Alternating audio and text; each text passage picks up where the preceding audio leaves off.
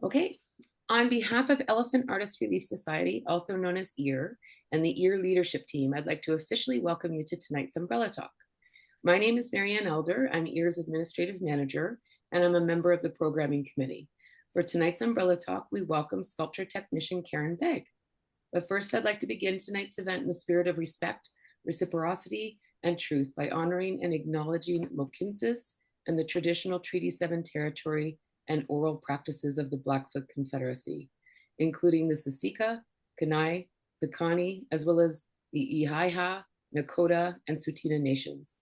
EAR acknowledges that this territory is also cherished by the Métis Nation Alberta, Region 3, within the historical Northwest Métis homeland.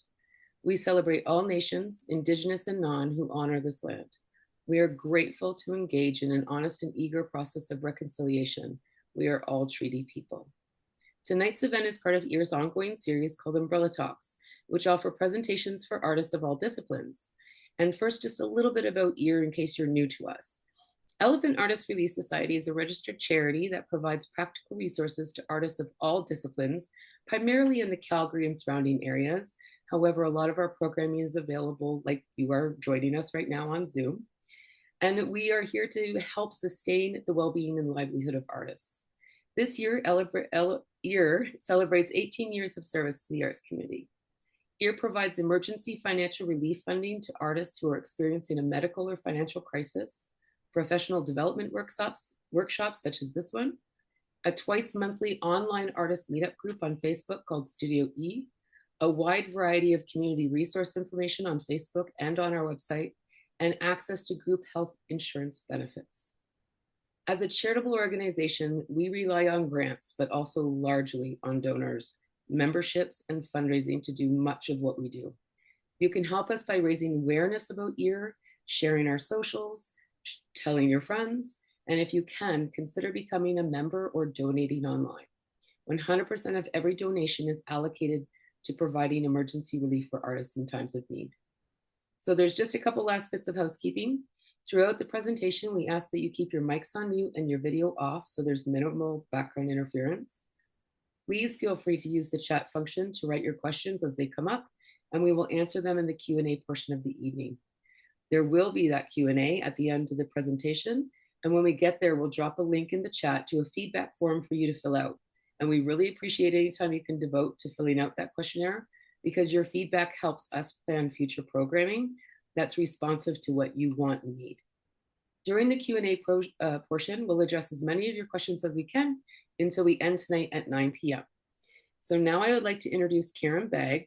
Karen is a highly experienced sculpture technician and professional artist with decades of experience in sculpture and public art. She works full-time at a bronze art foundry as a mold maker, material specialist, and artist liaison, contributing to the creation of artworks ranging from miniatures to monuments.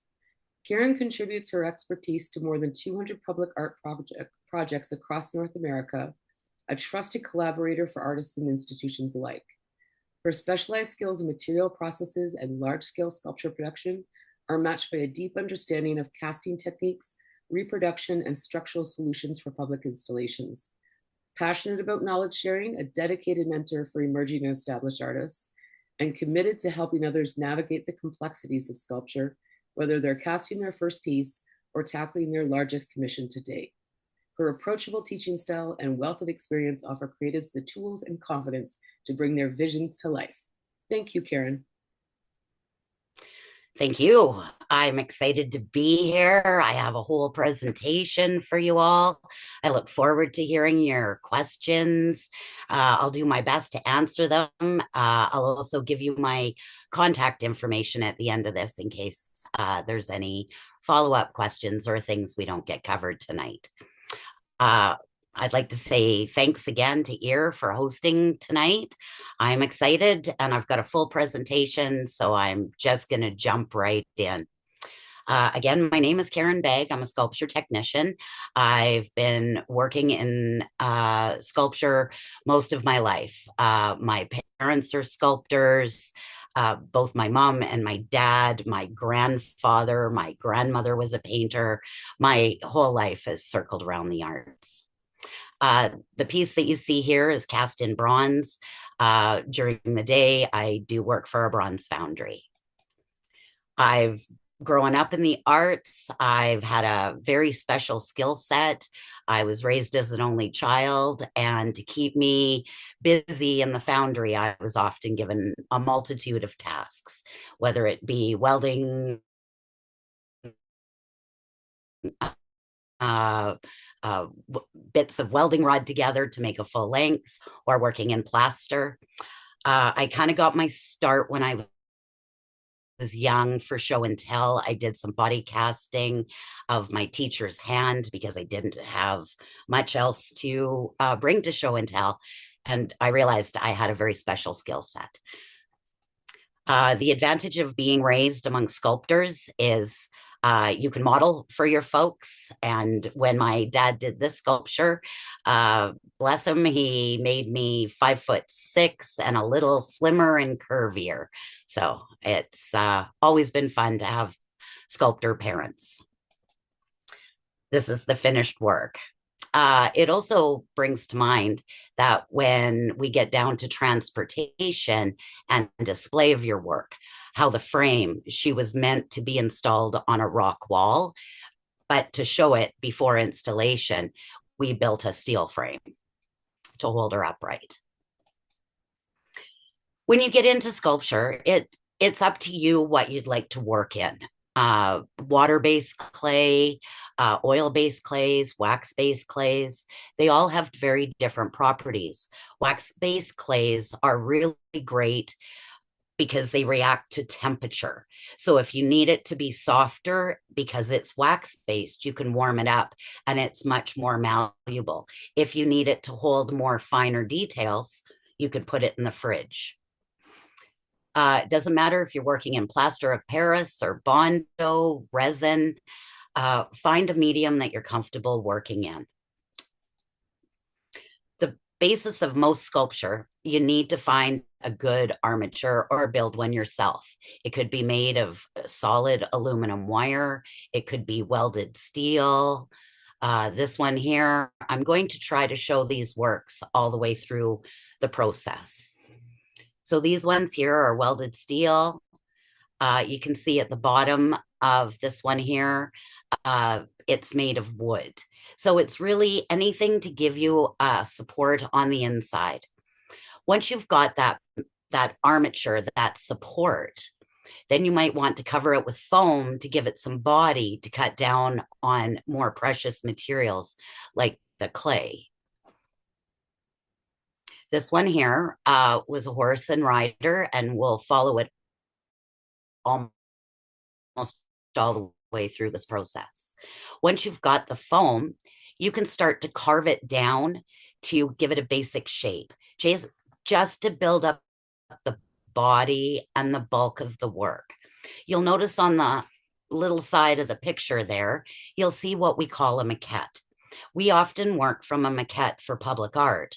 One, because it's the way we present our idea, as well as we know exactly what we're making once we go bigger. Then once you've got your foam, you can cover it with clay and start to sculpt in your details. I do suggest that people use, if you're doing public art or long-term sculpting, if you're only working on it on weekends, pick a medium that doesn't dry out, something like a wax-based or an oil-based clay. Water-based clay can become quite high maintenance.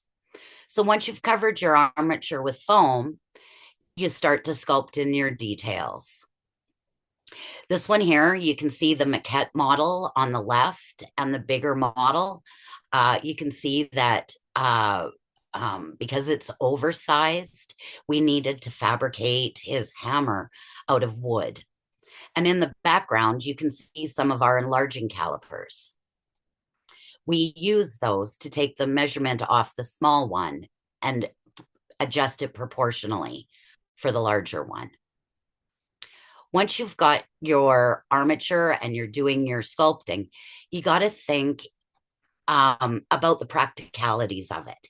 Are you always going to, if it's large work, are you always going to want to work on a ladder or on scaffolding? You might want to consider the the way a Barbie fits together, where a small piece fits into a bigger piece. That way you can take it out, be able to sit in a chair to sculpt some of your details. You'll also notice on the top of his head, there's an eye hook, and that's in our process. So we can use a crane to move it around, but also think of your wooden base at the bottom. You want to be able to get a pallet jack under it. If it's large work, you have to be able to move it around, change the position of the sculpture to face the light. So you just keep working on it until here you see a step stool and a ladder in the background, and you just keep sculpting till you're happy with it. If it's public art, there'll probably be milestones. Some of our work, we're very proud of what we do. Most of what my family does is realism. So we like to use live models.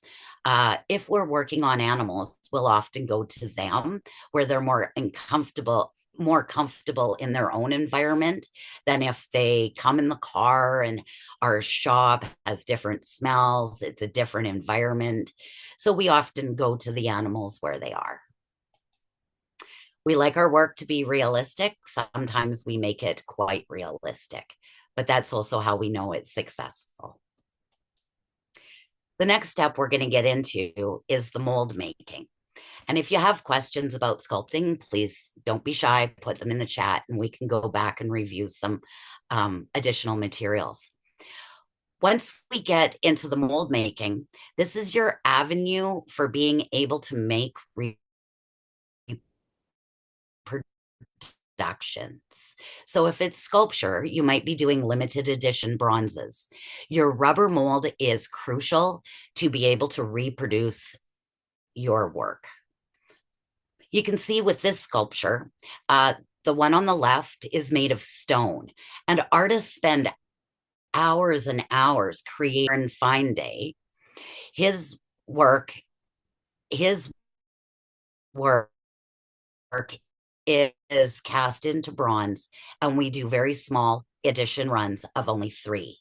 But that way he can make a more living wage by having an original and 3 bronze copies to be able to sell. They may need to be cut into pieces to be able to make good detailed molds.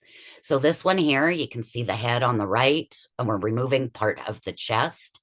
Where you think our seam lines are, they're probably not, because you got to think once we're in bronze, we have to weld them together and then add the texture back in. And to add 2 different textures in metal is very difficult. It's much easier to make 2 things the same. There's different ways to make a mold. We can sometimes cut them apart, and that way we can do them in 2 halves. You can use playing cards to divide your work into 2 halves. This one here, we're using thin aluminum shims to divide the sculpture between front and back. You never want to run a seam down a face. So you think of the front half and the back half. In my kit for mold making, I use little green army men from the dollar store, as well as the farm animals. Those are made from a metal mold, and they have to be perfect. Most of the molds artists are going to make are out of a flexible material, whether it be silicone or polyurethane. So you've got a bit more flexibility to get it off. So using the toys from the dollar store is a really great way to get an idea of where you should be running your seam lines. My favorite way to split a mold is with clay. Any indent you put in the clay will fill up with rubber. Then when you do the other side, it will give you the innie. So there's no slipping in the molds, and it only fits together one way. Always remember to leave a place for a pouring spout to be able to pour your resin, your wax, your plaster, your concrete into. This one here has been shimmed and we're painting vertically. In this case, we're using a polyurethane rubber with a thixotropic. A thixotropic is an additive that we add in to the rubber material to be able to change the viscosity. Vis- Water is a 1. The material I use is about 800, so it makes excellent poured or block molds. Here we've added polyfiber into it to make it a brushable material because we didn't want to cut this one apart, or we didn't have the ability to lay it down because of the scale. Back in the day, we did cut them apart and lay them down, but we also used an old school material called polysulfide. And I do miss it. I don't miss the smell. They don't do much out of it nowadays because it was only used for wax productions in the lost wax process. But it was tedious. It took 16 hours to paint a life-size figure. With the new polyurethanes, we're able to do a life-size figure in less than 8 hours. Here you can see we're getting further along in the horse and we're doing it in panels. Panels makes it much easier to manhandle, to be able to move it around. Yeah, and you can see we're working up on scaffolding again. The principles for smaller work is exactly the same. I always suggest working from the bottom, painting your rubber, start from the bottom and work your way up. If you start at the top and it just flows over, you run the risk of capturing more bubbles. Also, we use quite small brushes. I find that if we use a 1/2 inch brush, we're more likely to concentrate on where you're getting your rubber and where you're pushing it into to capture the details of the sculpture. If I use a 4-inch brush, I'm done a lot quicker, but I have a lot of bubbles. Bubbles in the rubber will cause an outie in your castings. Here you can see we've just got the head left to do. You can see the sections it was done in. Now we need a mother mold for this rubber material. Here we're doing it in sections. You'll notice that we've put rebar or conduit in it to act as handles. Makes it much easier to carry, to move around, to be able to transport. It also helps with storage.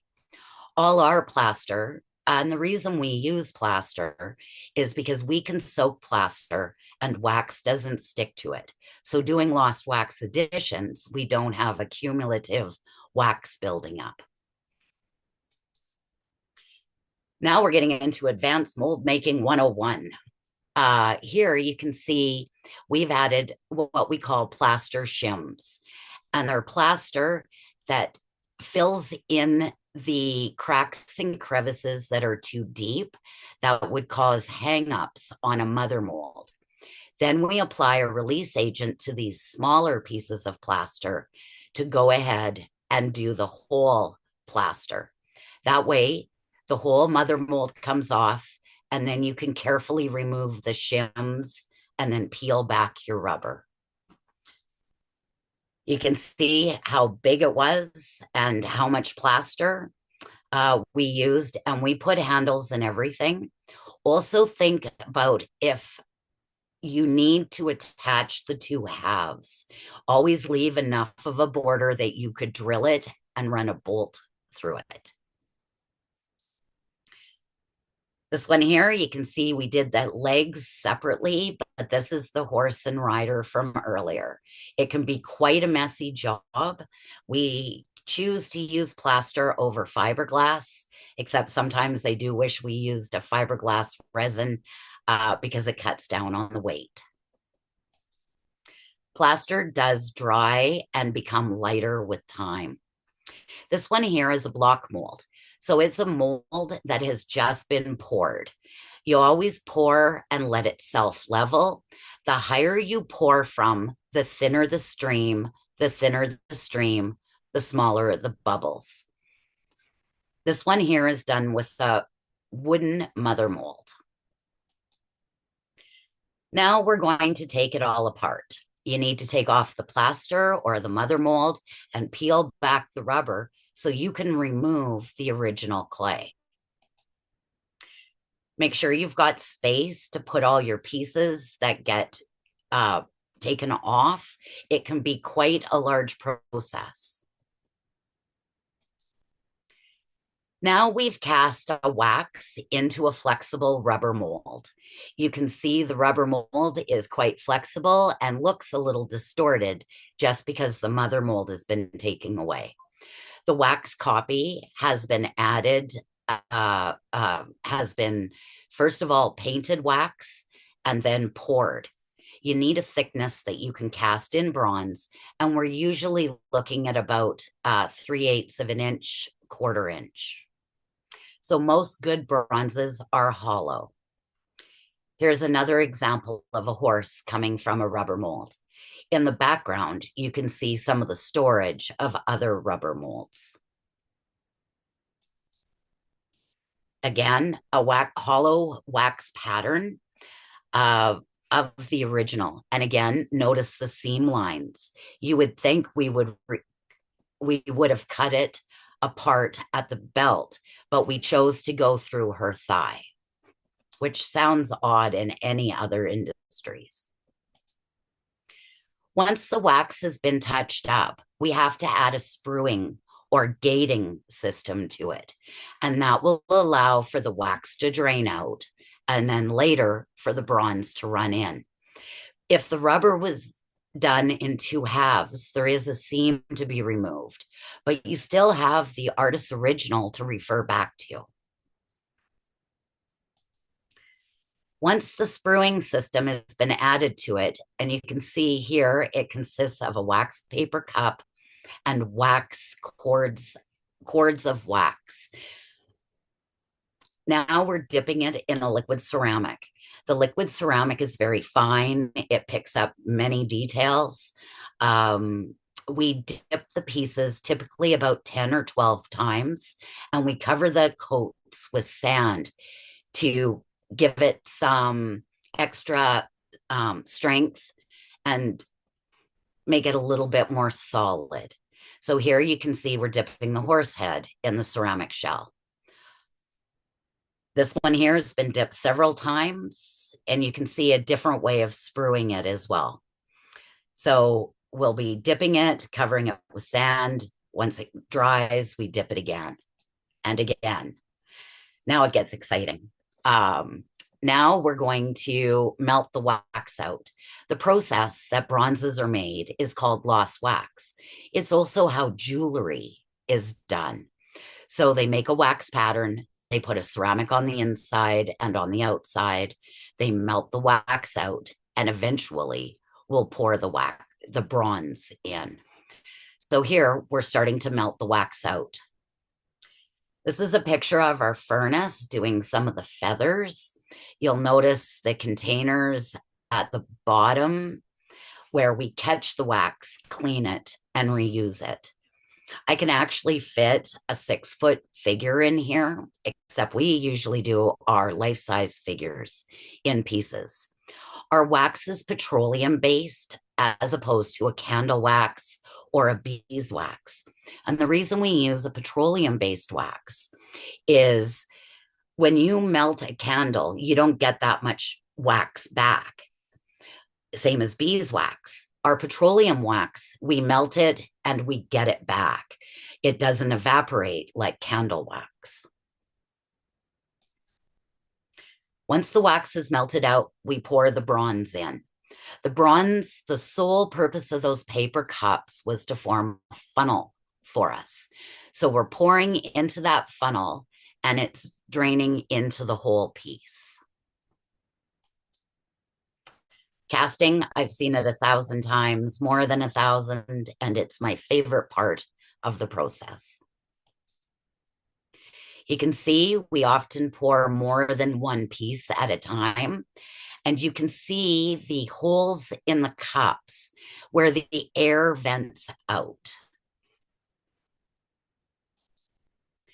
Once the bronze cools, the only way to get the castings out of those ceramic shells is to physically break it.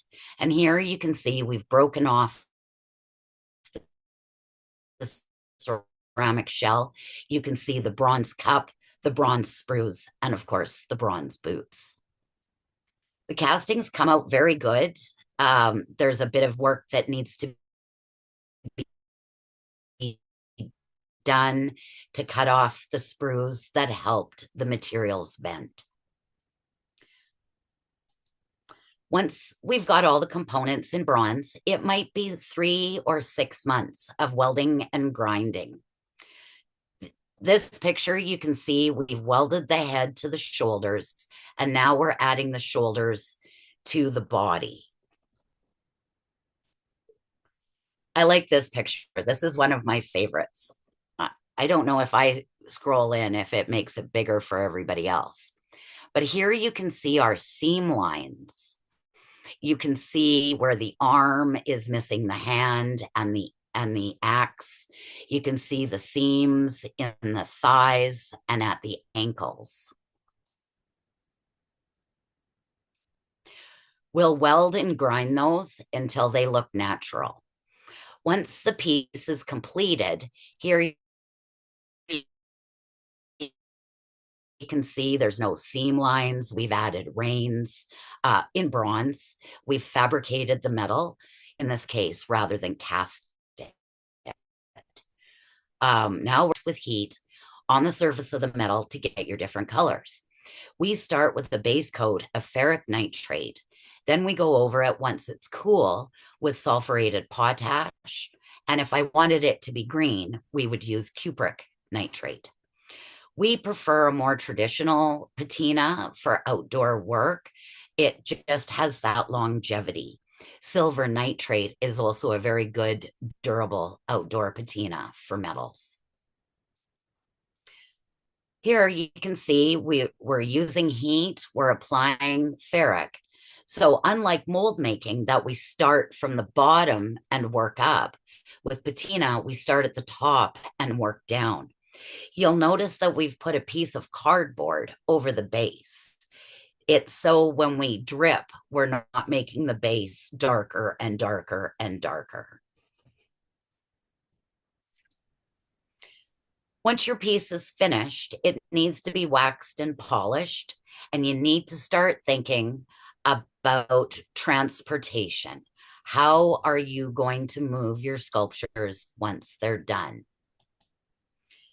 Most fabricators or foundries will provide a template for public art. If it's large work, you can see my foot there just to give you an idea. And we put tabs on it so you could kind of line it up. It shows you where your holes need to be drilled.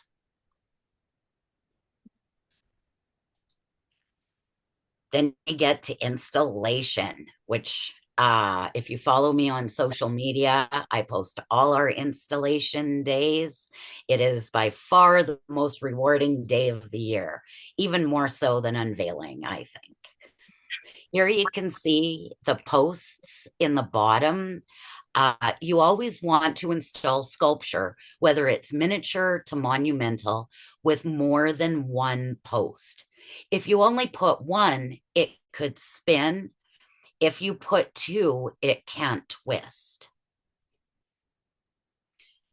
You can see we've got a crane.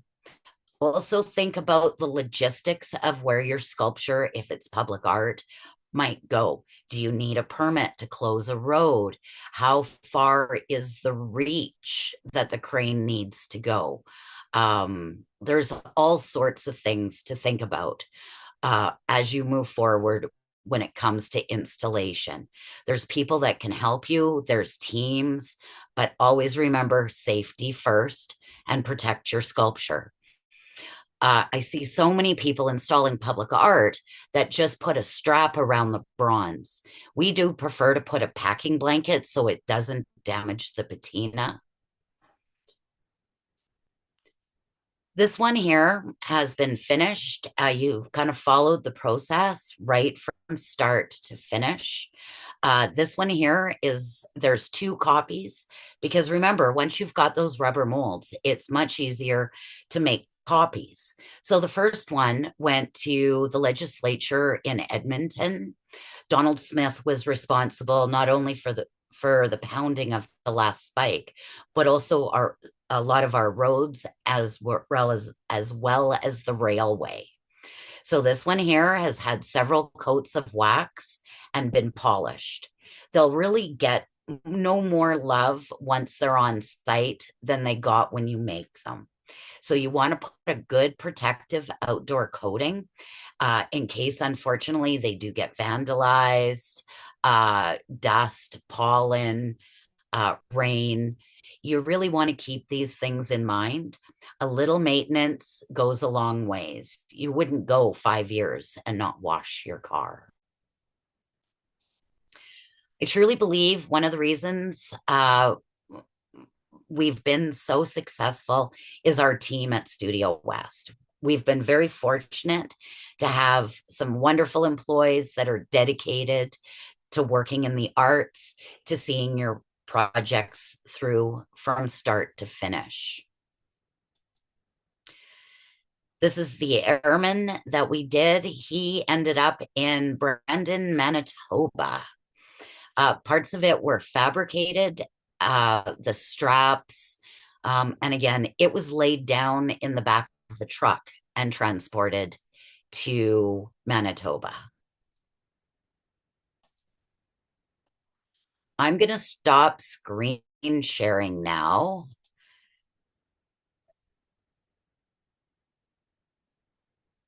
Hi there. Oh my, look at all those people. My. Well, welcome. I went through that pretty quickly. I'd like to talk a little bit about some of the different materials. I'm not sure if there's been any questions about clays or waxes, but I might just take a quick look. Oh, I do see a question about foam. Well, when it comes to foam, always use a rigid foam as opposed to a flexible foam. So foam can come in two grades, flexible and rigid. You prefer rigid, that way it doesn't have bounce when you add clay. We usually add an oil-based clay over foam to be able to give it um, uh, a, we like oil-based clay because it doesn't harden. It doesn't require any maintenance while you're working on it. You don't have to keep it moist. It just stays natural that way. The only thing that dries out oil-based clay is cardboard or paper. When it comes to the rubber mold materials, today you saw mostly polyurethanes, but silicones are a really great option as well. Silicones are fantastic for resin casting, for casting of multiples that need to be done in a quick time. So silicones require no release agent, and they come in both a liquid as well as a thixotropic.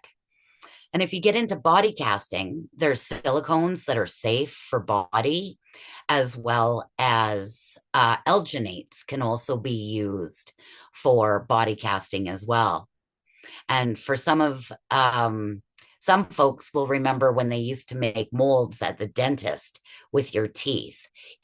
Alginate is a seaweed based material that they would put in your mouth, you'd bite down, and it would give a dental impression. And that's a body safe material. If you do body casting, every person is different. So make sure that you do a small test to make sure not having an allergic reaction, Also, your best release agent for alginate is to use baby oil, and that way it also helps with preventing the hair to stick in it. If you're doing somebody with a mustache, unfortunately, you have to use quite a lot of Vaseline. You'll still be able to pick up the texture of a mustache, but it does have to be quite coated because it will stick into your alginate. When it comes to armatures, it doesn't have to be just wood or metal. Aluminum wire is quite popular as well, but it can be a tin can. It can be any kind of wooden blocks that have a shape. I've even seen people use Lego. When you get into the sculpting, different materials have different properties. So I was saying earlier that wax based is quite nice for being able to react to temperature. Also, once you've got a rubber mold, some of the wax based clays can be melted down and cast into a mold. The advantage to that is if you're doing, say, a series of dancers. Say you sculpt one dancer and you're really happy with the proportions, the expression, and you want to do a series. Well, by making a rubber mold and casting a clay, a wax based clay into that rubber mold, you'll be able to change the pose without reinventing the wheel. Um, if you're using an oil-based clay, you have to be mindful that there could be reactions to types of silicone. Silicon comes in two main varieties, tin-based and platinum-based. Tin-based is typically mixed 10 to 1. Platinum based are much easier to mix because they're often mixed 1 to 1 by volume. 1 to 1 by volume is an easier way to mix any material because then if you get equal beer cups, you measure part A, you measure part B, and you can visually see the amount. Some materials are mixed by weight, and that can be a little bit more problematic. A lot of us are creative people and not necessarily strong on some of the technical. So if the math becomes a problem, there's lots of tutorials out there by the people who make the rubbers, whether it be Smooth On or Polytech. Reynolds has some great information about how to measure and mix your materials. You also want to be able to mix your material. I usually try to use plastic or metal because wood can often contain a wee bit of moisture, which can cause bubbles. Bubbles in your resin, if you're using a resin based material. Water is a contaminant to any polyurethane. So, yeah, often if you work in wet water based clay, before you make your mold, you may have to take some precautionary steps. And that may be seal it with a paste wax. It may be that you have to use a release agent. Um, every material is a little bit different. If you're making, if I had to make 50 Barbies by midnight tonight, I would use a silicon mold and resin. I would use a quick resin. Resins also kind of come in two main types, those that are cure by time and those that cure by mass. So the best way to explain a resin that cures by mass is if you have a cup full of it, that will cure quicker than any that, say, you've spilled on a table because it's looking for a large amount of material. So that's not good for roto casting. Wax is a great one for roto casting if you're doing bronzes. But roto casting for resins is often how um, the garden gnomes at Walmart, or they're often made of plastic as opposed to plaster. they've switched to resin because they can make it more durable for shipping. Plaster can be quite fragile. If you're working in plaster, I've got some hints and tips. Always add your powder to your water, not water to your powder. When you're working with plaster, always add your powder to your water and then only mix when you think it's ready. Every time you agitate plaster, it reduces your uh, setting time. So on some of our large mother molds, you can see we need as much working time as we can get. And with most plasters, temperature of the water will also make a big difference. Whether it be if you need it to set up quicker, use a warmer water. If you need more working time, use a cooler water. Um, when it comes to casting resins, one of my favorite tips is a little bit of extra baby powder in your rubber mold. A powder will suck a liquid, so it often helps eliminate any surface tension or bubbles that you may get on the surface. It breaks the surface tension to eliminate any bubbles. I just lost my train of thought. And I was hoping to quickly jump in and start to read you some of the questions that were coming in from the group chat, if you don't mind me kind of interrupting.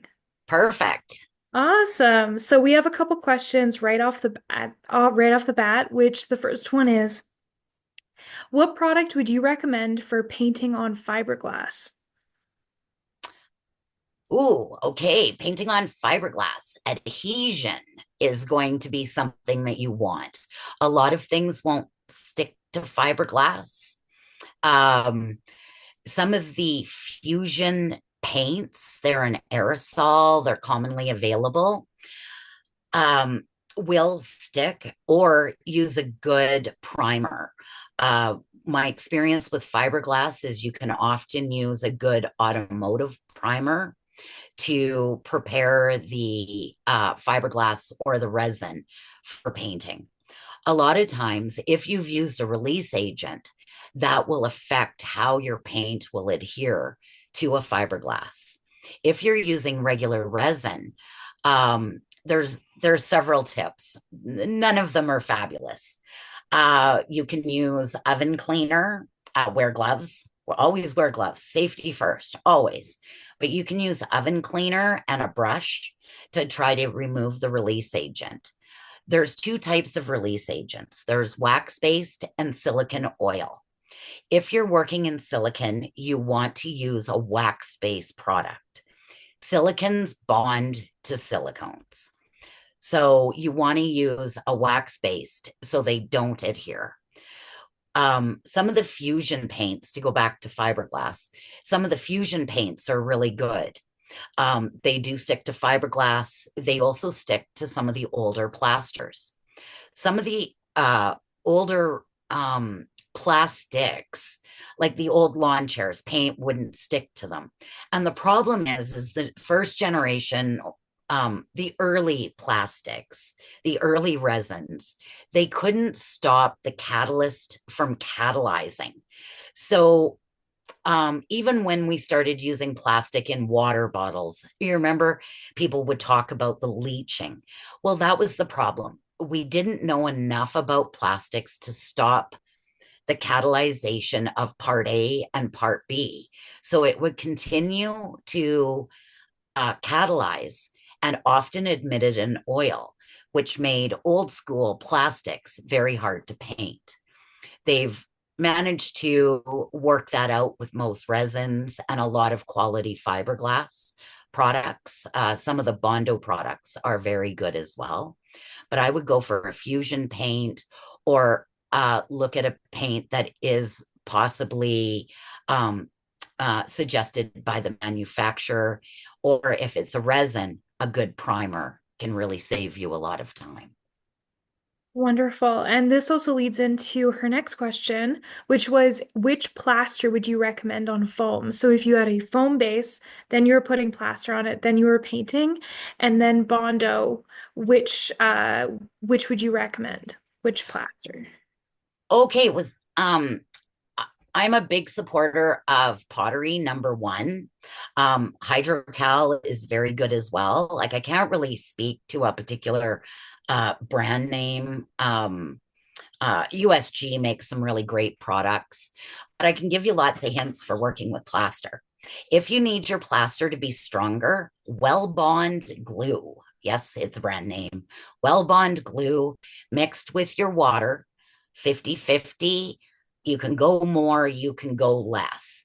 It does affect the setup time of your plaster, but it will make it very durable and actually can make it so a plaster can be outdoors. It does take a bit of experimentation, but a 50-50 mix, Well Bond water, pre-mix that together, and then add your plaster to it. But make sure that your foam is a rigid foam and not a flexible foam. Sometimes when I talk about expanding foams, people think of the materials that you put around your windows that you can commonly buy in a can at the hardware store. Just make sure it's rigid and not flexible, especially if you're adding plaster over top of it. You don't want that bounce that a flexible foam would have. Right. And then if you were to use Bondo and then paint over top of that, do you have a recommendation for which kind of paint, or would you go in with a primer and then an acrylic paint? Or is this similar to the last answer with fiberglass? Um, Bondo can be quite Bondo's a great material. I see quite a lot of sculptures done in Bondo. Um, Actually, a kid comes to mind. His family was auto body mechanics, and he wanted to be a sculptor, so he was working in Bondo a lot, and he did some absolutely stunning figurative work. Um, and I don't know that much about Bondo as a to paint over top of it. I would definitely look at a good primer. I would look at automotive because if you think what Bondo was designed for, it is the automotive industry. And some of those primers are very good. And again, you can spray it, let it sit. More is not always better. You just need the adhesion. You don't want to use so much primer that you're filling in your ornate details. So just be mindful of how much primer you're using. It's better to do 2 coats and let them thoroughly dry than put it on too heavy. That is a fantastic recommendation. So hopefully that answers those two questions. Then moving on to another one from Victoria. What kind of wax do you use to finish your pieces? And I believe this is referring to kind of the finishing wax for the bronzes. Oh, okay. There's quite a few options. And each of them have different properties. I prefer a Johnson's paste wax, but any paste wax will work. I like Johnson's because it's an old school product. It's tried and true. Unfortunately, no offense to the Johnson and Johnson conglomerate, they stopped producing it and exporting it to Canada. There's not enough people that are waxing traditional hardwood floors, so they didn't want to print the labels in French. So then we were able to import it, but now I understand Johnson and Johnson has discontinued their paste wax. Tree Works, TRE, it's an automotive based product, is very good as well. It can go on both hot or cold. Um, I often, for my outdoor public work, I make my own conservator's wax. That recipe, I believe, is available through the Canadian Conservation Institute. But you can also use Renaissance wax. Renaissance is a really good one if you've done painted sculpture using um, types of acrylics, oil based. The Renaissance doesn't change the color underneath. Johnson's tends to darken a surface just a smidge, but it's again tried and true. It buffs well. Um, any vandalism that happens, you can remove it, reheat it, re-wax it. And we've learned a lot about conservation of metals over the years. We used to do everything in wax, and then polymers come out. Incralac was a very popular one. The problem with incralac is similar to the painting of your car. If you've had your car for 5 years or 10 years and you go to touch up the paint, the new paint and the weathered paint are not the same.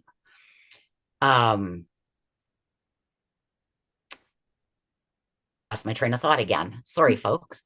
Um, it's very hard to touch up any of the spray lacquers. They actually have to be removed. You can't just respray it. Where the nice thing about wax is it's tried and true. You can wax it, polish it, wax it again. You can go back, wash it, re-wax it, polish it. Wax does need to be sealed. And what I mean by sealing is it has to be polished. If you think of the wax as a bunch of fibers, I don't know what you can see here, but a bunch of fibers, they need to be smoothed out. So by polishing it, you're giving it its maximum performance. Same as if you did a hardwood floor. You wax the floor, it doesn't have the same protection if it's not polished or buffed. Awesome. Thank you very much for that. And it is now 7:50. So depending on if you want to take a break, I have another question that we can do, and then maybe we could take a break for a bit. Let people maybe post some more questions in the chat all the way for like what Karen does for work. If you have any questions on projects she's worked on, if you have material questions, anything like that, please post them in the chat. But how do you feel, Karen? Would you want to do one more and then take a break? Why don't we do one more and then we'll take a break? And again, if you're uncomfortable posting the questions in the chat, if it's easier to ask it, I'm all for that as well. We'll figure that out. I'm not the most digital, but I have some pretty strong support here today. So, what's the next question? Awesome. So the next question was, what is rotocasting? Oh, great question. Rotocasting is when you pour a material in and you rotate the mold. You spin it around and around. So you're leaving a layer of material all over the rubber mold. That way, you're covering the whole surface. So you can make them hollow as opposed to solid. If you were pouring into a rubber mold, you would pour it in and fill it to the top. But that can be quite expensive if you're using a resin. So by rotocasting it, but again, you need a material that cures by time, not by mass, because then the thicker part will cure and parts of it will be uncured because it's thin. So you need to rotocast it with a material that is time cured as opposed to mass. But yeah, it's how waxes are done too.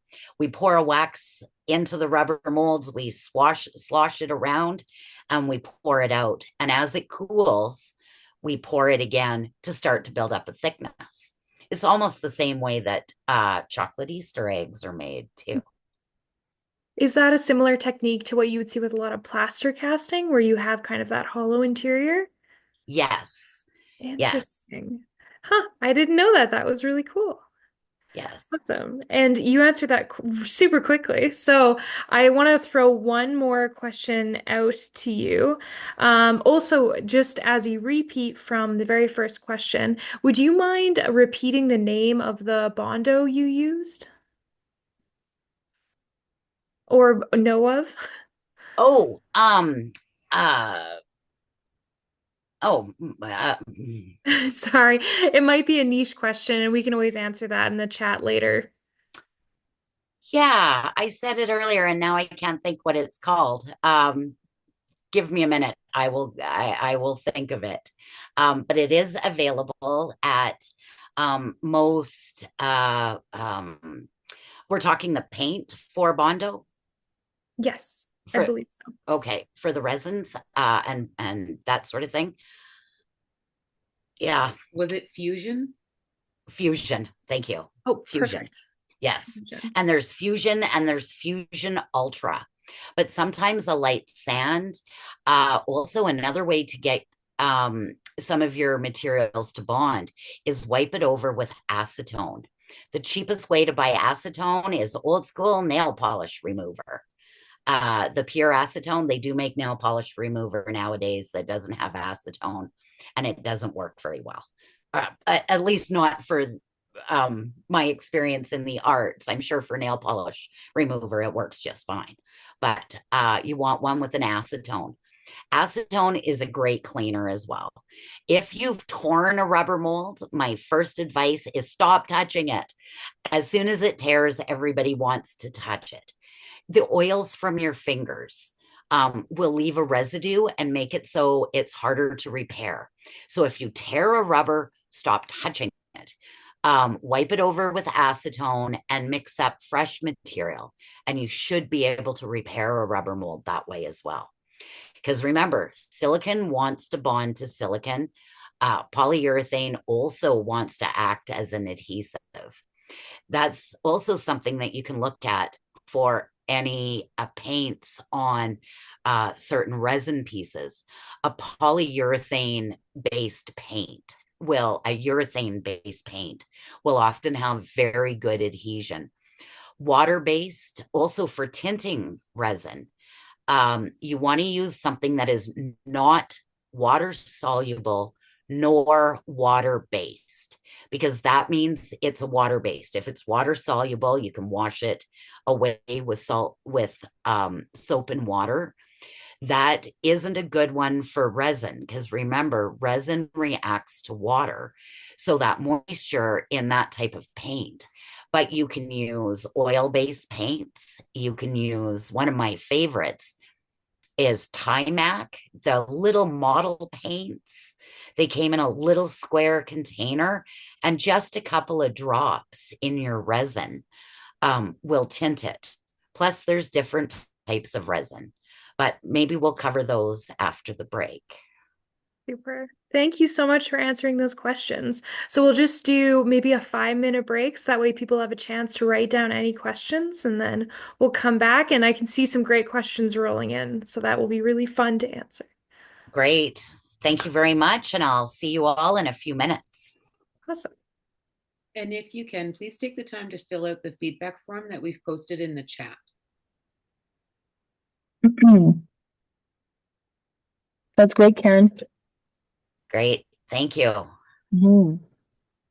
Okay, see you back in 5. Thank you.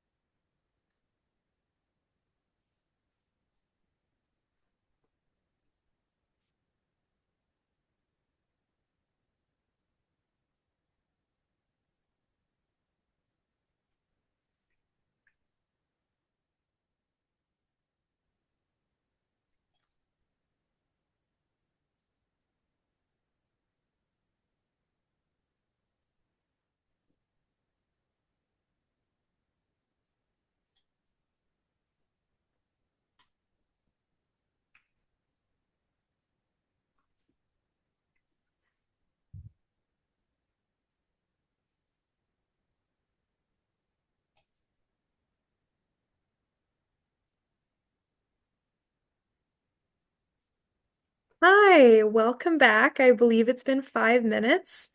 So if everyone's ready, I think we'll keep going with some questions. And if anybody would like to see any of the slides again, please let me know. Also, I do encourage you to fill in that feedback form that was posted in the chat. It is really helpful for Elephant Artists Relief Society. These workshops are set up by your feedback. If there's something you'd like us to cover, if you want to learn something, put it in the feedback form. We do look at it and take your suggestions to heart. So please take a minute and fill in that feedback form. We really appreciate it. Also, this will be a recording for our members. Membership starts at $25 and goes up from there. Awesome. Thank you so much. And this amount of knowledge on sculpture is amazing. So I can't thank you enough for sharing and helping me learn and helping everyone else learn about all of these techniques. So to start, we have a two-part question from Kevin. So for beginners, would you recommend, oh, sorry, is there any kind of coating that you would recommend that goes over a foam model that you could then carve and shape? He is interested in carving foam and sanding it down to make it really easy to work with and then paint afterwards. So any kind of coating you would recommend for that? Yeah, there is some really great resins that are paintable. Unfortunately, that's not my area of expertise. Um, I know that there's quite a number of hard coatings. One that I'm familiar with is a Polytech product, um, and it's the Series 15, and it's mixed in small batches. You can paint it on, you can pour it on, you can sand it, machine it. A lot of the resins nowadays can be sanded and machined. But again, you're also looking for one that doesn't cure by mass. Because if you're painting over a foam, okay, these are hard concepts to explain over Zoom. And I'm in visual arts, so I talk with my hands. But you've got a cup of material and you're dipping a paintbrush in it. If you use a material that cures by mass, the material in the cup will cure faster than what's on your brush. Well, you want them to be more staggered. So I usually suggest that when people mix any kind of resin, there's ways to test it. I've heard that you can fill your mold with rice. I've heard you can fill your mold with water. Remember, water is a contaminant, so you have to let it dry out if you're going to use the water method. But that gives you an idea of the volume of material that you're going to use. I've always got a plan for my wastage. So if I'm pouring something, I've got another little mold I could pour some extra into. Even with your rubber, there's ways to make your rubber go further. Pour it into a wax paper cup, cut it in half, and then cut half moons. Embed that into your rubber, and it will act as a key into your plaster. That is a fantastic recommendation. And also, Kevin asked really quick, as for your recommendation for the solid coating, would that be the Poly 15-3 liquid plastic from Polytech? I don't know that off the top of my head, Completely but I'm going to fair. say, yeah, the 15-3 is typically a good one. The Series 15. If you reach out to me or provide me your email or email me tomorrow, I'm going to put my email in the chat in a little while. Reach out to me and I can get you a technical data sheet so you can read about the different parameters, as well as I'll put my phone number for everybody. If you have technical questions, feel free to call me. I don't have all the answers, but I'll sure try, because I too like to learn something new. So all your questions I learn a little bit from. But again, the Series 15 I know is a good one. That is awesome. And Karen is being modest. She most of the time does have all the answers. She's amazing wealth of knowledge. So for Kevin's kind of his second part of his question, which is really interesting, he says, I am very interested in creating designer toys and other small cartoon figurines, such as under 12 inches tall. Most are done through 3D sculpting and then through resin molding slash rotocasting in Japan. Since we are just beginning and want to do small runs, how would you recommend doing this with your understanding of process and materials? Well, every shape when it comes to mold making is a little bit different. Again, a trip to the Looney store. And I know it seems weird that I keep pushing the Looney store. If you go to a quality toy store, they've spent the time to remove the seams on their items. Sometimes the cheaper, the better. Like if I can buy 250 little green army figures for $3, they have not spent any time to remove the seams, and it gives you a good guide. So you can look at the shape of what you've designed, look at the little green army figures and find one that's similar, and that will give you an idea or at least a basis of where to run some of your seam lines.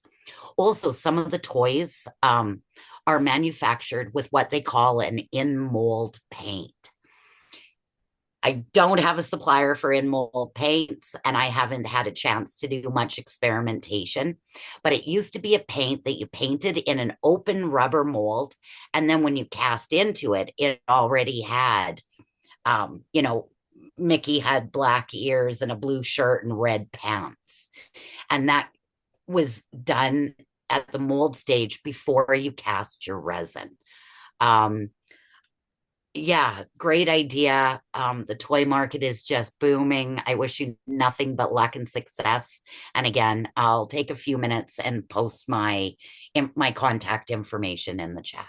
And you can always reach out to Elephant Artists Relief Society. They too know how to get hold of me. Awesome. Thank you for the questions, Kevin. So the next one is going to be from Vivian. Sorry, I kind of lost my place. Give me 1 second. So I know bronze casting can be very expensive. How much does your average bronze cast sculpture cost, for an average size?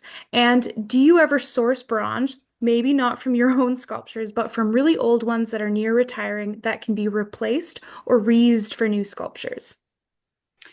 Okay, that's kind of a twofold question. Every piece is different.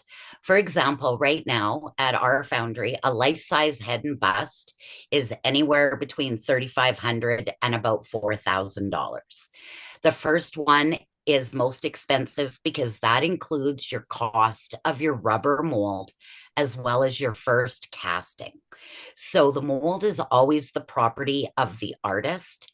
We make the molds and we return it to you. When you need another copy, you bring it back.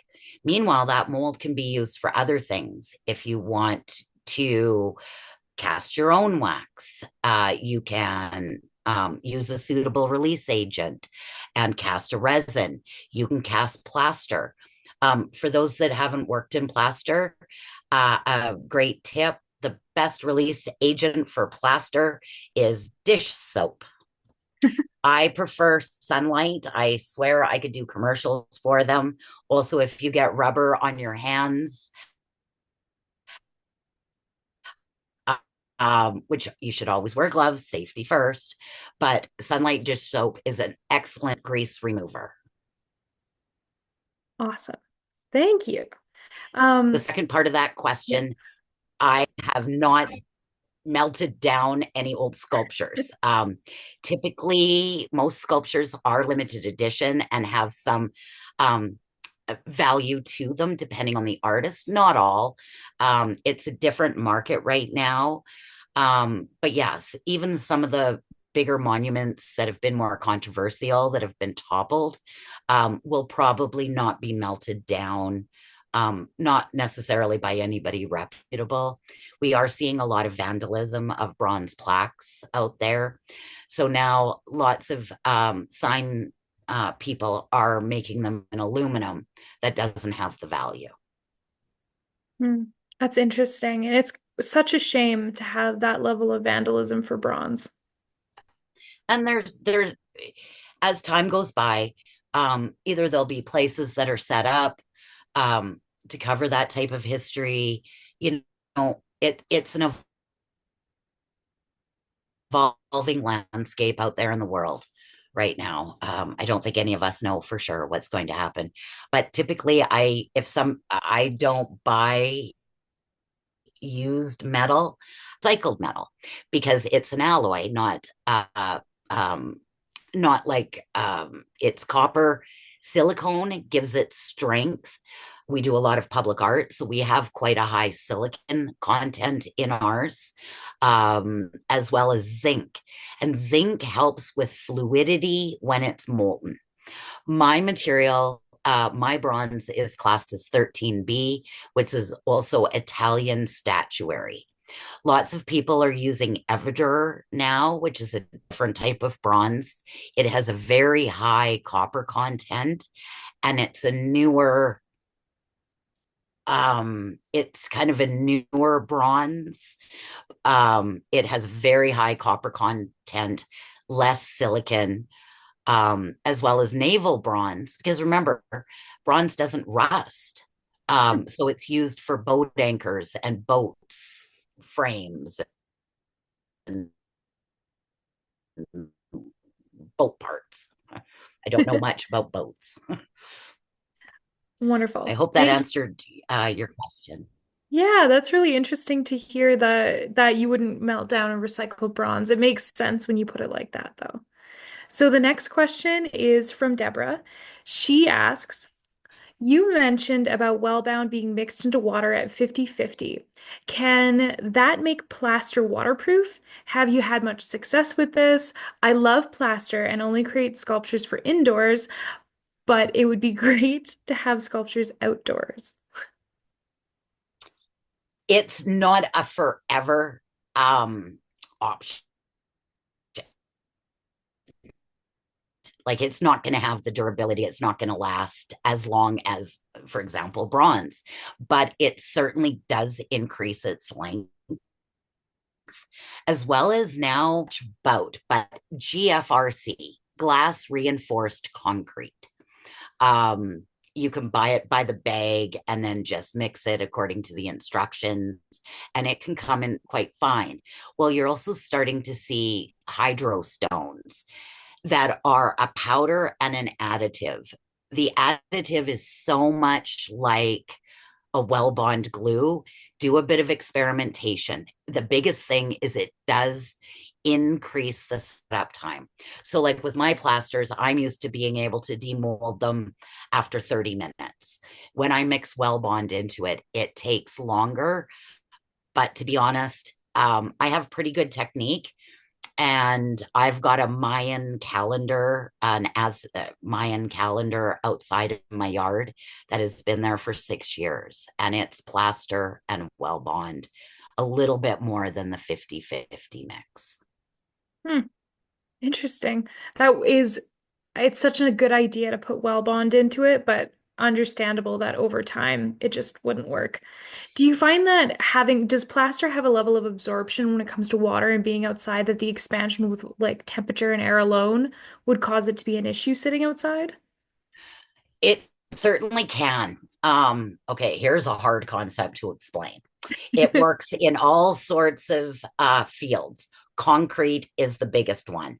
Also, with porousness, when it comes to maybe the way somebody has designed a sculpture. For example, if you think of a mane on a horse sculpture, whether it be big or small, we'll think of the small size now. Okay, I'm going to talk with my hands. You've got the OK sign, and you've got the hole that faces you. If everybody makes an OK sign with their fingers, the hole that you see between your pointer and your thumb is small. It's about maybe 1 inch, maybe smaller, depending on how tight your OK is. The problem is once you go through that hole to your pinky finger, how big is that space? So you got to think about that when it comes to rubber going into an artist's original. You don't want it to go through a little hole and then expand, fill up that cavity, because then when you demold it, it's going to pull your sculpture apart. When it comes to concrete or wood, it's always a good idea to seal your work, because again, that water, that freeze thaw can cause cracking. And that's the biggest thing. So if you're able to seal your work with something durable, it can certainly help. Well bond in plaster is really good. But look at some of the hydro stones. I think it was Debbie that asked this. Hydro stone is a good one. And again, they're coming out with new materials all the time to make gypsum better for outdoors. I know that I can mix a resin, and if I put 1 drop of water, I get a foam. But I can pour a resin through water into a submersed rubber mold. Materials are changing and adapting all the time. I can't speak to the best plaster for outdoor use. Would you recommend, say, a resin for outdoor use, or say a fiberglass? But Well Bond is a good place to start. Okay. I would look at a resin or a fiberglass. And remember, when it comes to resin piece, it feels very light. Okay, so think of a cup of resin. You got a cup of resin. Now I add a cup of sand. Now I've got 2 cups. 1 cup of resin, 1 cup of sand. It gives it that weight, but it also makes your material go further. So think of different types of fillers. Slush cast it, fill it with sand, pour more resin, and it'll absorb right into it. There's ways that you can use resin without using it solid. Again, roto casting and then filling the inside with plaster is an expansion contraction if moisture gets on the inside. Right. And along the exact same lines, not to jump the queue, but Donna just asked really quickly, what about stone or marble dust added into resin? Have you tried casting anything like that? Oh, yeah. Yeah. Bronze powders, brass, copper, mica. Okay, my nail tech is going to hate me. But micas, any nail technician that is able to mix their own colors carries a product called mica. Mica is also used for buy the powder of that. It goes a very long way. You can either mix it into your rubber, or pardon me, into your resin, or you can dust your mold with it, tint your resin with a suitable colorant, and then pour into it. But remember, when you're doing cold casting, which mixing bronze powder into resin or dusting a rubber mold and then pouring, remember the weight of which you pour might swoosh away a fine layer. So it's always a good idea to put a little bit of metal powders in your resin, because then that weight will prevent the wash off when you pour your resin. Boy, these are hard concepts to explain on the Zoom. You're doing a great job. Sculpture is hard with a lot of different steps. So you're doing a great job. For kind of an interesting, maybe a less technical question, but from Victoria, she was wondering, she was thinking, she says, I want to know, I wanted to try a few methods of casting and mold making and do more basic learning. Where do you recommend for classes or workshops in Alberta, or workshops ideally in Alberta? Okay. In-person workshops, Red Deer Summer Series at Red Deer College. They tend to fill up fast. I believe registration is open now, but they often do. And remember, some of these same principles can apply in different industries. Take a jeweler cast, where they're teaching you to make your rubber molds and do your wax casting.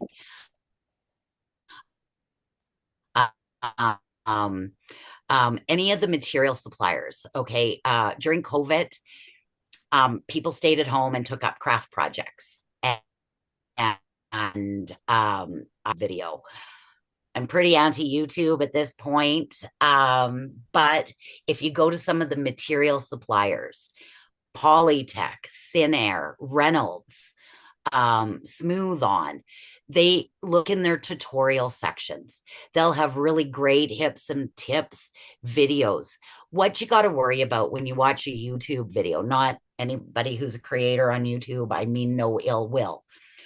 But people have spent hours and hours refining what they do. And to give it away for free online, often to make a good video, they'll skip a step.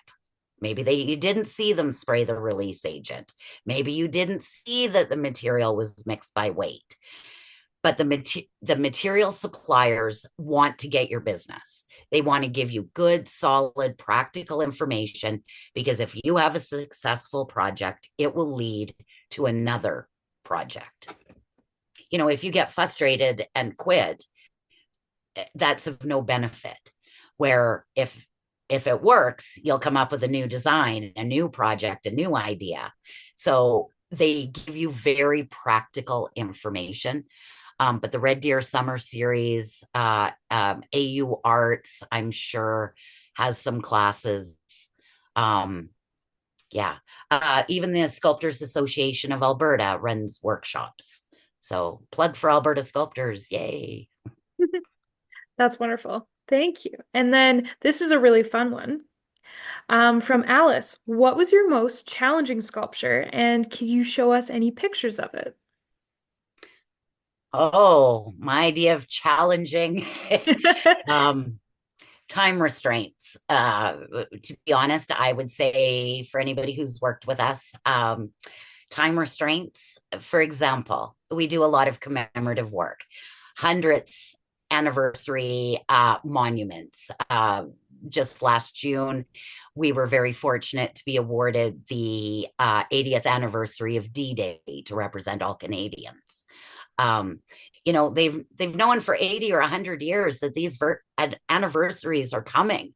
So 2 years out, they'll gather a committee.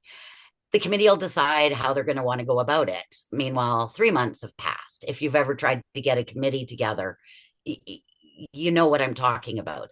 Then they put out a call to artists. They got to give artists a certain amount of time to respond to that call. So they respond to the call, they get, we'll say 100 applications just to make it.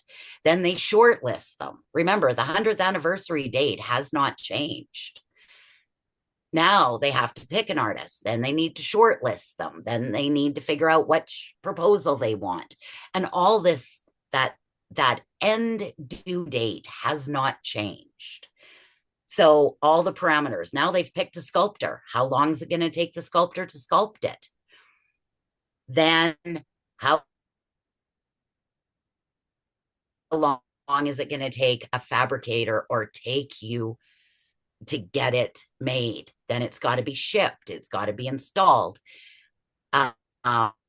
So for me, my most challenging projects have been large committee projects, because one, it's hard to get everybody together. Nobody wants to really make a decision. So that's a bit of insight into the back end of the industry, because again, that 100th anniversary has been coming for 100 years. But the due date does not change. Or royalty coming to unveil. When my experience is when we de-wax the ceramic shell, it is very fragile and very, very hot. You cannot pour molten bronze into something cold. Everything has to be preheated. So once the wax is melted out, it's just a 1/4 of an inch gap. And when you take them out of the furnace and put them in the sand tank, if you trip, you squeeze too hard, you drop it in the tank. If you break it, you've lost your wax because the wax has been melted out. So then you have to go back, pull the rubber mold, make a wax copy, remove the seam, sprue it, that gating system, dip it in the ceramic shell, melt the wax out, pour the bronze in. And typically that's a 4 to 6 week process. We have worked overnight or in shifts to get that done. So for me, my most challenging is anniversary dates or royalty coming to unveil something. There's no excuses. You work to get it done. That's a great answer, and also a very artsy answer. I feel like a lot of artists can absolutely relate to the deadline being one of the hardest parts.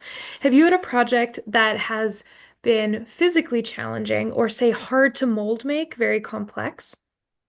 Oh, yes. Yes, yes. I'm so fortunate. Like I said, I work for a family business.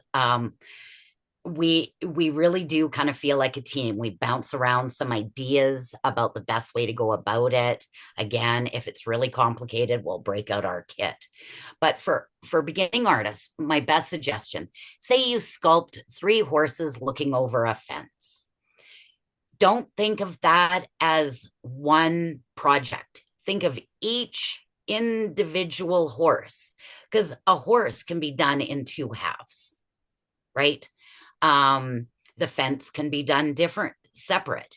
But think of each horse as an individual sculpture, and that can sometimes make the bigger picture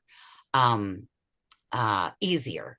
We did one for an artist out of Edmonton. That was quite complicated. It was quite large. It was a beautiful piece, and it was difficult to mold. It took us quite a few times to really think about where we wanted to run our seam lines, and also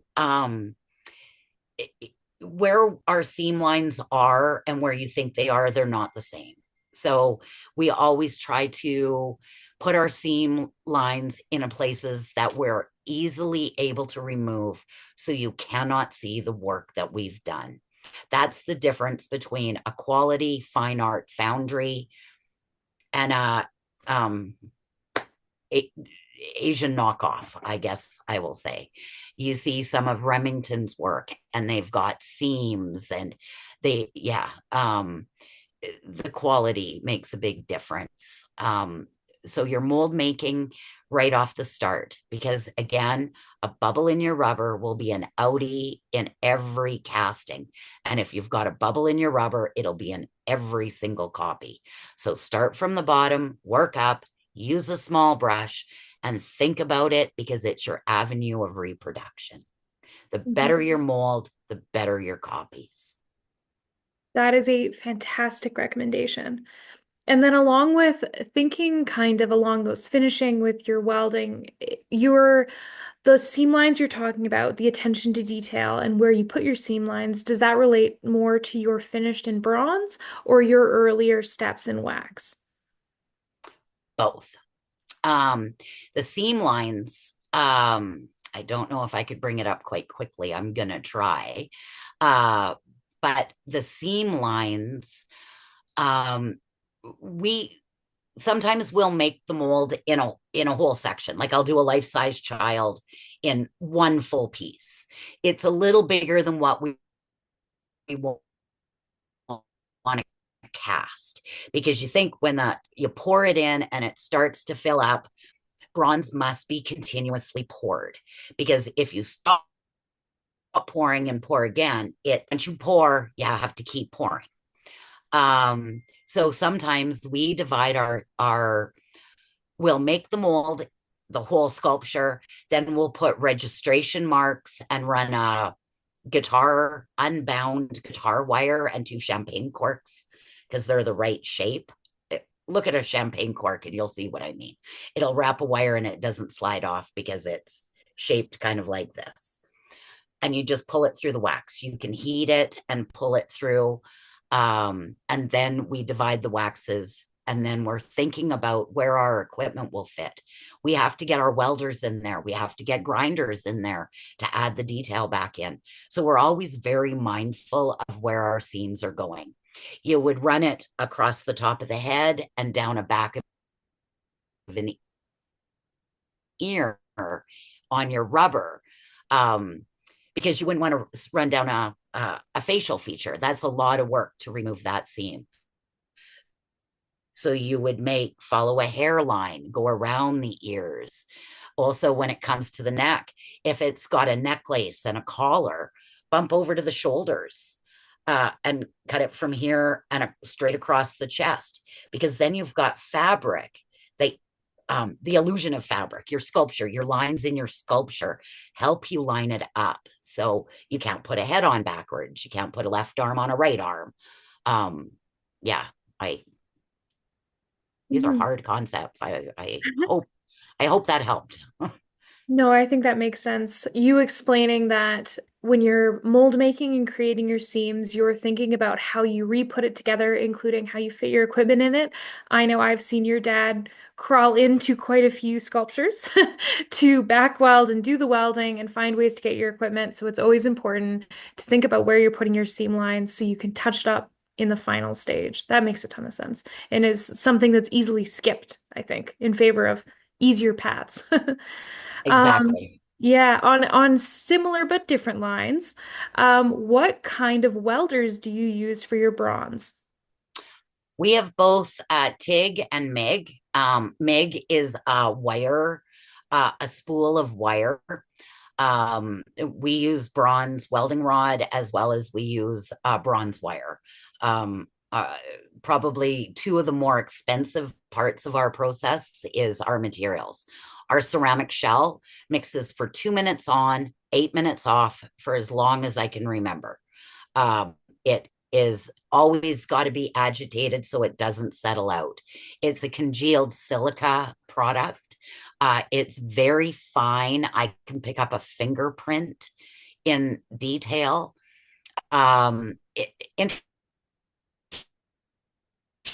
Interesting enough, it is also used by Boeing. Remember, you used to hear about the space shuttle and you'd hear about the tiles breaking? My material, my ceramic shell is exactly the same material, except I blow dry mine with a fan.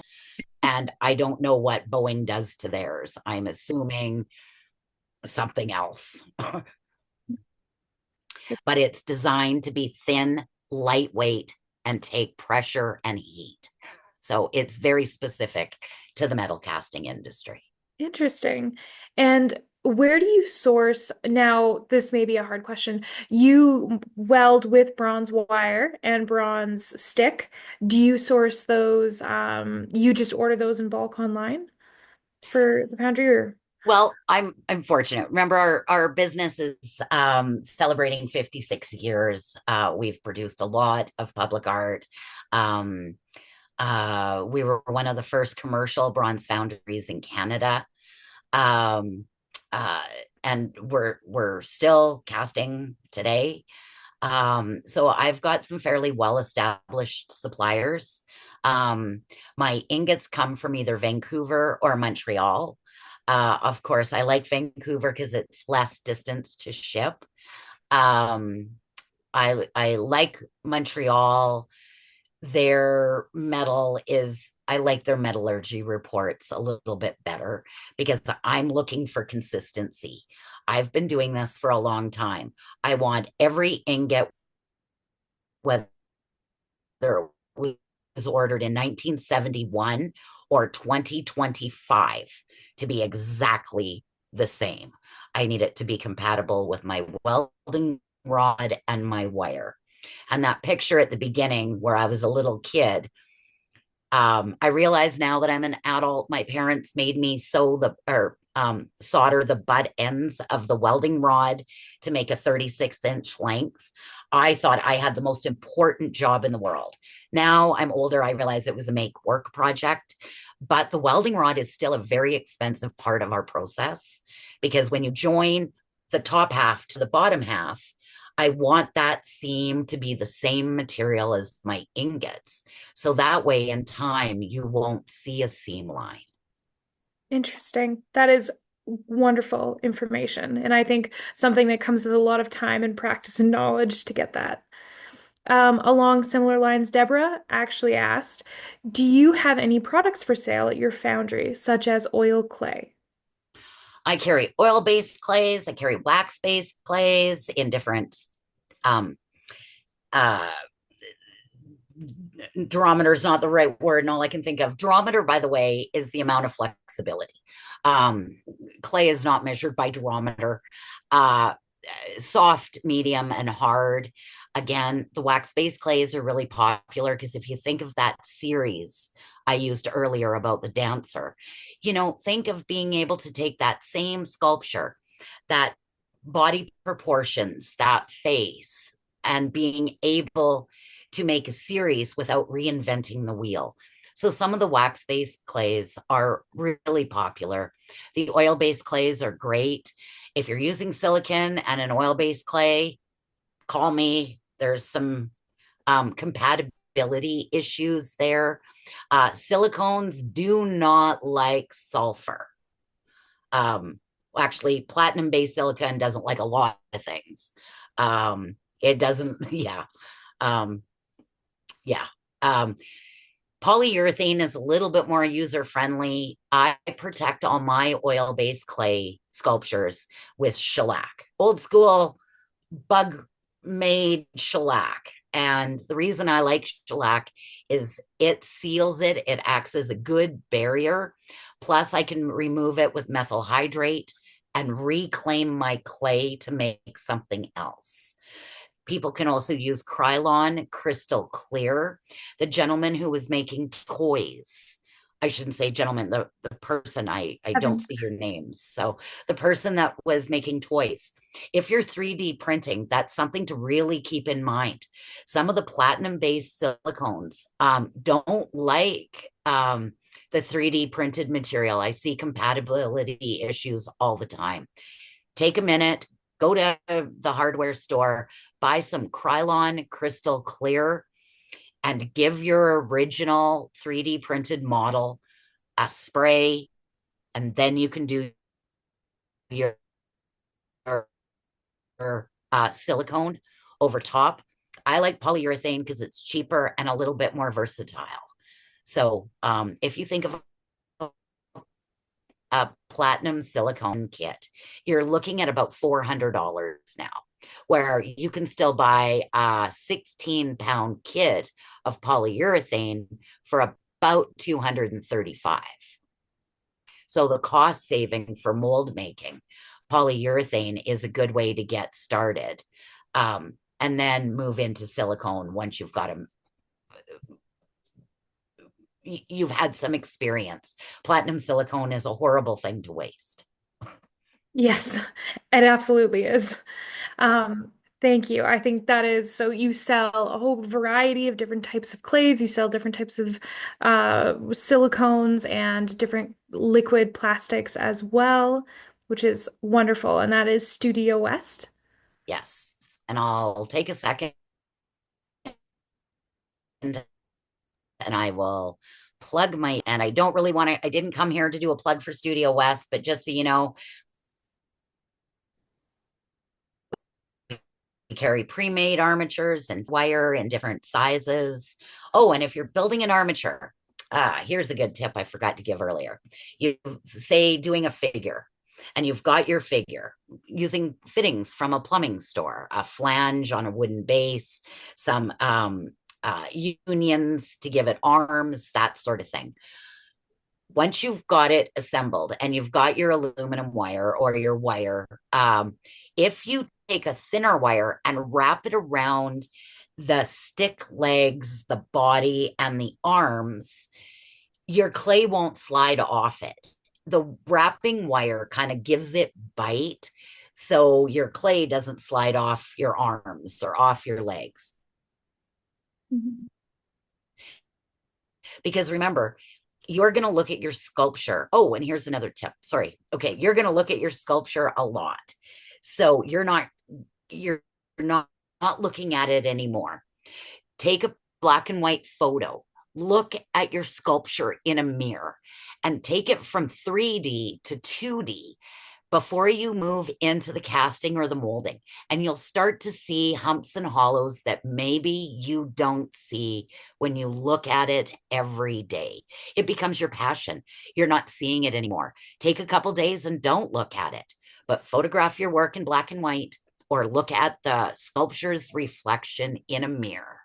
And before you do anything, because you might see things that catch your eye that you don't see when you're looking at it all the time. Great recommendation. Also, tons of photos. Those are fantastic ideas. Thank you. And then another question from Deborah. She was wondering, have you heard of, I won't be able to say this properly, but PAL, P-A-L, Taya, T-I-Y-A. It's supposedly an amazing for outdoor, and it's often used in film and set design. Oh, yes. I have heard of it. I haven't worked with it much. Oh, Pavrol, P-A-V. Okay. I'm probably not pronouncing it correctly either. Um, yeah, I took a course a long time ago, and it was about dipping fabric in it to make sculptures. Yeah, it can be very good. Again, when you smell it and you smell well bond, they're not unsimilar. So I don't know what the Pavrol is made of. But again, there's some great suppliers of it that run some really great courses. And you can make a rubber mold from any of your Pavrol sculptures. You just need a suitable release agent or use the silicone. Interesting. Thank you. I also have a really quick question. Maybe not a quick question. I was wondering, price-wise, if someone were to say come in with a 12-inch sculpture that was a pretty simple form, and they wanted to take it from their initial clay maquette and take it all the way down your process and come out with a finished bronze, how much would that cost? And could you break down that model? I'll do my best. Okay, so you bring in a 12-inch model. First of all, I suggest that people that are doing maquettes, I truly believe, and this is coming from 56 years in the sculpture industry, a sketch is a 12-inch model, even though, we hear sketch and we think unfinished. A 12-inch model is a sketch. A 24-inch model can be a maquette. So if you're submitting into an Italian sculpture competition, they'll say you have to produce a maquette. They're not necessarily telling you that it is a 12-inch model. Trust me, it is a 12-inch model. I truly believe, because Canadians aren't necessarily being taught that a maquette is a 12-inch model, that Canadians aren't winning more sculpture competitions. The term has become quite loose over the last 50 years. But if you're looking at some of the European art competitions, when they say maquette, take my word for it, they mean 24 inches. If they don't, they'll specify. But if they ask for a maquette, it is assumed it is a 24-inch model. So doing enlargements from a 12-inch model has some issues. We still use an old school way of scaling it up, even though there is digital technologies out there and some great companies in Alberta that are doing that type of work. But bear in mind, a computer cannot tell, no matter how good a program is, if one arm is half a centimeter or a centimeter longer than another arm. So by the time you increase that to life size or monumental, which is 9 feet, so a sketch is 12, a maquette is 24, then you can go half life size, which is typically around life size. So a man would be approximately 6 foot. A woman would be approximately 5'6" to 5'8". Then you get into monumental, which is 9 feet, and heroic is above that. Okay, so just to be clear, a 12-inch is going to be a model, and then 24 is a maquette. Right. So say someone brings in just a model at 12 inches and wants to make it bronze, how much would that cost to kind of bring it down that line? Okay, so to do a 12-inch model, every piece is different, but you start to look at, probably in around the $800 to $1,000 for just the mold. And then your casting is about the same in there as well. Sometimes the casting will be more difficult. The spruing to get the metal to pour is more complicated than the actual mold making. And that's true with panels, like things that are flat. Our ceramic shell is so thin that when we pour the metal in and it's so hot and that ceramic shell is so thin, you can sometimes get bulging. That doesn't happen when you make a rubber mold. So your waxes don't do that, but your ceramic shell. So usually the cost of the rubber mold is just slightly less than the cost of the casting. A life-size head and bust, like I said, is between 35 and 4,000 for your first one. And your second one would probably be less than $2,000 because you return the mold. You've already paid for the mold in your first round, and then each casting after that. So the first one is the most expensive. Our enlargements range because we're still doing it the old school way with calipers and a lot of math, and a few rules of thumb. Most people know that they can reach their height. Like, your wingspan is equal to your height. Believe it or not, on your middle finger, from the tip of your finger to the middle joint is the length of your nose. Your body is typically 8 heads high. Your foot fits, okay, where's my zoom? Between here and my elbow. That this part here is the size of your foot. Don't try it now, but trust me, it's about your size of your foot. And of course, there's always exception to the rules. I have a long wingspan. I have a much longer arms than my height. Thank you, Dad. I get that from my dad's side of the family. But there's rules of thumb. Like if you sketch, your eyes and your ears and your nose, or even when you get your eyebrows done, they'll line up the corners of your nose or the corners of your mouth to figure out where your eyebrows go. You use those as you go with sculpture, but you can also use digital technologies to scale it up. We haven't gone that. We're still kind of old school. If I'm enlarging from a 12-inch model to, say, 9 feet, if the 12-inch model, you wouldn't notice that one arm was half a centimeter longer than the other arm. But by the time you scale that up to 9 feet, it can be quite a lot. I don't want to give any bad or I don't want to give any examples of Sculpt Canada that have been done with a digital process and maybe not very successful. But you often read the newspaper and you'll hear they unveiled a likeness and it didn't look like him. I truly believe that one photo is not enough to go by. You need to be able to see what they look like, because you've all seen pictures of yourself that you like and pictures you think, oh, that doesn't even look like me. But that's what an artist needs to see. It's not just that one picture. They need to see your side profiles. They need to see what you look like when you're smiling.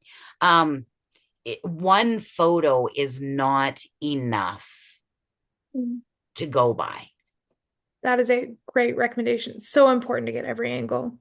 And I just wanted to jump in and say we are in the last 10 minutes of tonight. So if anyone has any final questions or if I have missed you entirely, please pop those in the group chat now. That would be fantastic. Awesome. Or if anybody has a question and not a typist. Yeah, fair. Jump in. Yeah, thank you. It's interesting to hear all of your practical knowledge with the amount of different sizes, varieties of materials, so many different kinds of sculptures. It's super like helpful to hear from you. And actually, someone popped in the group chat that you guys also offer studio tours where you could come in and see your work in person. Yeah, I never even thought about that. But yes, give us a call, come on out. We do studio tours. We've got quite a large facility. We're an acre of land. We've got a sculpture studio. We have a showroom and a gallery. We also have a foundry. We're not doing as many foundry tours because, of course, insurance. If you book in advance, sometimes I'm able to show you through the foundry, but I get people that come to a bronze foundry and we're working all the time. We've always got different projects and people will show up in flip-flops. I can't accommodate that. So if you phone and book an appointment, there's a better chance. Also, if we're working on something that's confidential, I typically don't allow photos in our sculpture studio because we're sculpting those works. They haven't been unveiled yet. Or if you're touring our foundry, you might see an artist's work that they haven't unveiled yet. So we're very fortunate. I work for about 200 different artists a year. I love what I do. I have one of the greatest jobs. I am so thankful for all the creative people in my world that keep me busy, keep me entertained. There's never a dull day. I am really lucky to be full time in the arts. That's wonderful. Thank you for sharing. It's amazing the wealth of knowledge you have and also your knowledge of materials. This is something I really wanted to say is that your knowledge of materials when it comes to what to cast with and what to not cast with is so helpful. So Karen is definitely an amazing resource to reach out to when it comes to material knowledge as well. Okay, and I'm not a typist here, but my email is pretty easy. I just put it in the chat for them. Is there anything else you want Oh, added? oh, you're a rock star. Yeah, my company is Studio West. We're based in Cochrane, Alberta. I'm happy to help artists. I'm an artist liaison. I want your projects to be successful. It's good for everybody in the arts. And like I said, I have a different skill set because I was born and raised in a bronze foundry. I'm happy to help. I've answered questions about other people's materials. Ask me your questions. If I can help, I'll try to find a way to help you.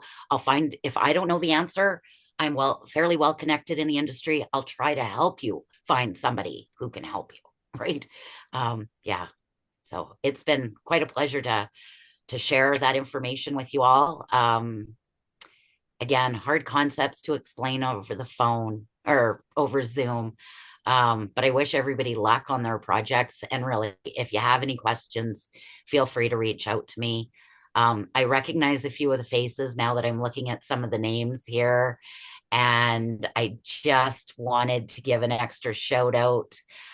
We have a couple of teachers here that teach amazing sculpting class. I don't have permission in advance to give out their information. But if you're interested in taking some sculpture classes or learning something particular, I do have a pretty good artist repertoire of people I can put you in touch with.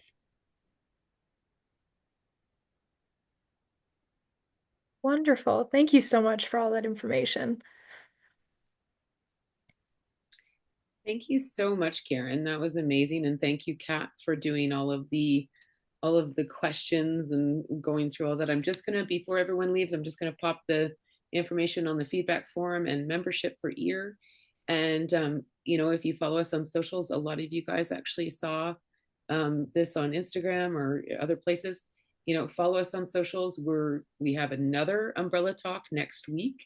Is it next week, Jill? Yep, she's muted. 23rd. And sorry.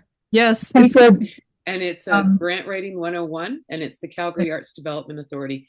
So if you'd like to get some information about grants and how to write a grant for CADA, then absolutely join us. And you'll see we also have other talks upcoming, and you will see them there. Also, they're on our website. So thank you so much for joining us again. Thank you so much, Karen, and thank you, Kat, and of course, Jill. And thank you all for joining us. Have a great night. Thank you for having me. Thanks so much, Karen. It was amazing. Yeah, it was great, Karen. Thanks. Oh, sorry. I just wanted to say I see Jamie here, and I sent you a private message, Jamie. So keep an eye open in the chat for that. Yeah. We have one of the artists from Fuse 33 here, so I sent them a message. But yeah, it was really wonderful. I hope I didn't make it more confusing. There's so many different mediums and so many different types of sculpture, different ways of casting, different techniques. Happy to try and help. So I think what you provided was a really great overview. Yep. it's either clear or it's more muddy now, one or the other. Well, thank you very much. Appreciate it. It's so great to hear about all the different materials you use. I always learn a lot. Mm-hmm. Very much. Mm-hmm. Even when I feel like I know what I'm talking about, it's still great to hear.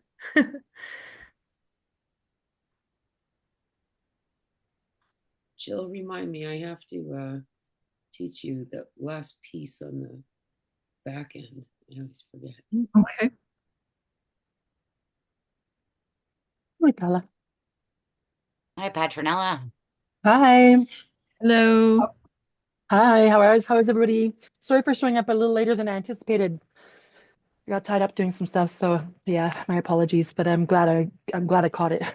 Yeah, it was great, Kat. It was great, Karen. There's so much to know. It's like Yes. and like you say that materials are always evolving and advancing and things that weren't a problem before or things that were a problem before there's answers to now, and that's really exciting. I like that. Yeah. Oh, and outdoor plaster is actually is a huge revolution. No kidding. Yeah. Yeah, that's amazing. And I am so sorry with the first couple of questions. I was a little nervous that I found it quite hard to read the questions, so I was struggling my way through trying to explain what she was asking. So you did a great job at answering the questions. You did Well, a great job, Kat. Yeah, you sure did. Yeah. Mhm. I couldn't even find the questions for the first half hour. So. You did amazing, Kat. Thank you. Good. Well, I'm glad you did amazing at answering the questions. These were hard. I guess I was expecting a lot more general questions for you, Karen, when it came to like, oh, can you walk through what the lost wax casting was? They came in firing with these questions. I didn't know a lot of them. I was like, wow, I need to be taking notes. Yeah, it was Well, very cool. Marianne was saying before that we had a big reach on this one. We even had people from the East, and I think Marianne, you said the United States. Yeah, we had someone from the US actually join us. They were from Georgia, believe it or not. And Wow. we had people from literally the East Coast all the way to Vancouver. That's cool. Interesting. I actually want to check the analytics on TikTok to see if it reached anything interesting. But that's very cool. Good for marketing is amazing. I mean, Suzanne's been killing it, and everyone involved in marketing. And Karen, if you can, make sure you check the chat at the very end. There was a bunch of like thank yous and stuff, but there was also a couple like someone had a tour with your neighbor Greg. Huh. Okay.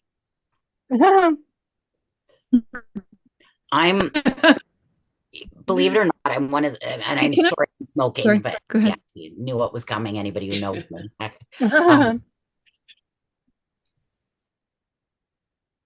Wow, somebody's looking for a sculpture teacher. Donna Wilson was here tonight. Yeah. She is an absolutely excellent teacher. Yeah. Where does she teach? out of her studio. She lives on a ranch close to High River. Okay, because I know I've heard that name. I know Yeah, I've heard. she's been doing sculpture almost as long as I have, actually. Yeah. Mhm. Can I just ask quickly, Marianne? I don't know if you know all of this, but how for the reach of the people that came to this, like how was it promoted? Obviously, face. Yeah, so I'm going to tell you how it's working. So we buy ads, okay? And I'm, Facebook, but is it, and then you for some reason, I don't know if it's me okay, breaking up or you breaking up. Oh, good. It's not just me. Okay. It's me too. I'm hearing it. everything things break. Yeah, It, it's been doing it all evening. yeah. Yeah. Okay, so Jill, what was your question? So I'll answer Mhm. your first question. So I buy ads, but I very specifically choose an audience. Like I don't just let like the algorithm choose it. Like I actually go in and specifically choose it. And I Right. choose where. Now the funny thing is I only choose Canada. Um, Oh, but I'm finding that the so the Facebook ads are one thing. It's the Instagram ads is where we're getting people. Like I was looking at the feedback form. A lot of these people found us through Instagram. That's cool. okay. I think Instagram is absolutely becoming a really strong marketing. Yeah. In fact, I think we're here maybe in 2026 might definitely have to do an Instagram workshop. Um, Mm. Yeah, we might. yeah, it's and like you're just rocking TikTok. Um, Totally. yeah, TikTok is tricky because it doesn't focus on specific people, whereas Instagram is so amazing for bringing in very specific people. Because sometimes with TikTok, it's just the audio you uses ends up on people's pages and it has nothing to do with their interests. Whereas Instagram is so focused, which is why, like Suzanne and Marianne, you're doing such a great job of reaching people, and the demographics are definitely interacting with Instagram a lot more. I know with like the potential bans of like TikTok and stuff like that, I know a lot of my friends and a lot of the people that are using these apps are within like the demographic of like 20 to I think 45 is like the average user for Instagram, which is also probably the average person that sees our posts and wants to join and learn. So that's great. Yeah. It's awesome that so many people are seeing it. Yeah. Um, I'm just curious about it because there's been another push I've seen all over the place, talking about how Instagram is the way to go for artists promoting themselves.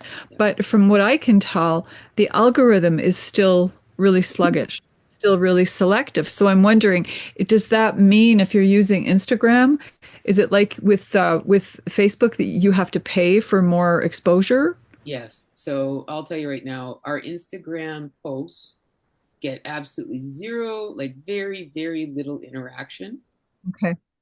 except for like, the regular few. But when I buy the ads, then, and I can do ads for as little as $15.